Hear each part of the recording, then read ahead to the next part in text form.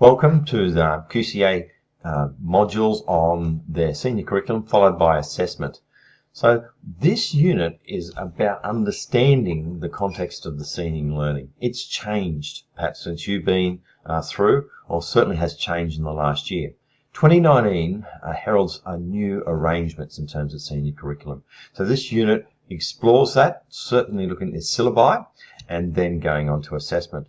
Well, the first change about the secondary curriculum was predicated by a working group, a national body to try and standardise things. This all worked well in theory, and if you look on this video you see the great motivation for this to occur, but New South Wales didn't play the game. So every state body has its own senior syllabus separate to the national syllabus. So we have F to 10, where you have a continuity across Australia. You do not have that at the senior syllabus. So Queensland's senior syllabus is managed by the Queensland Curriculum and Assessment Authority, QCAA. So we'll get you to have a read some of this documentation and go into those things. But essentially there's different types of syllabus. General syllabus, applied, and the short courses are probably not relevant to teaching. Here are the key documents that you'll be having a look at over this module.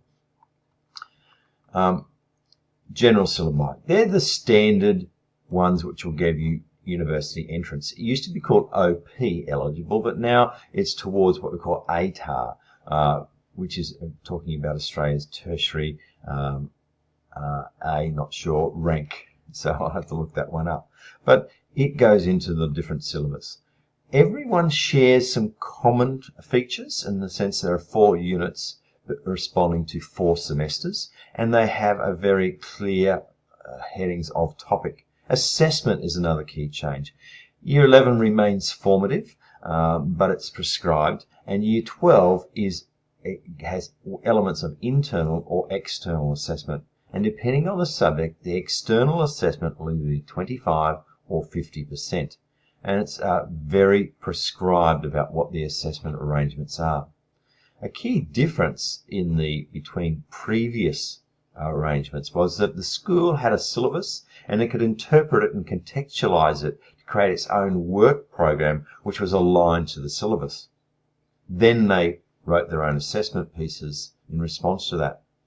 At the end of that process, or for Year 11 and Year 12, there were peer reviews and there was district panels which looked at the assessment and the marking of that assessment to determine whether the assessment was appropriate and whether the marking and outworking and implementation of that was appropriate. That no longer exists. So what we now have is a syllabus, no work program, and the schools look at the syllabuses and have to follow it. Here's some examples of the different syllabi. Now this one's about drama, and have a look at, this one is about biology, and have a look at the structure of it. Quite prescribed. Whereas your syllabus used to be quite general and had topics, it was up to the school to interpret the detail of those topics to some degree. Not anymore. And it is drama, where we're looking here, again, very prescribed. And it has suggested texts. In other words, they're the texts that are going to be used for external exams.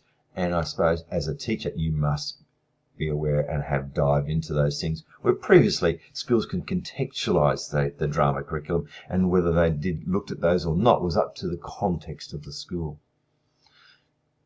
A new replacing what was called a senior certificate is the Queensland Certificate of Education, and there's different arrangements. So one of the changes through here is that the VET process can now contribute more formally to the attainment of a QCE.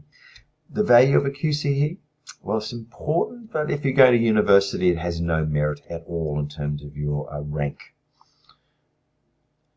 Here also, we're going to then follow and have a look at the VET pathway, because as a teacher, you might be delivering or assisting with the delivery of VET courses. VET remains quite central to some of the senior curriculum area, and VET now can more formally contribute a number of points to a QCE. So therefore, I think VET has elevated in terms of its policy development to QCE. In terms of contributing to a ATAR rank, VET really has not changed materially. So we're going to conclude this unit by having a look at VET programs and what they are. So recapping, this unit looks at different syllabi, the different structure of the syllabi, and how that relates to you as a teacher, whether you're teaching a general syllabus, which is probably the main subjects you're familiar with, and the applied syllabus, which are now what used to be called SAS subjects, or the VET program, how it links together. You'll notice that as a teacher, things are much more higher stakes, I'd suggest, in the senior area. In other words, the syllabus is very prescribed, the assessment process is very prescribed, and you have this external exams which form a significant portion of the assessment and the outcomes for your students.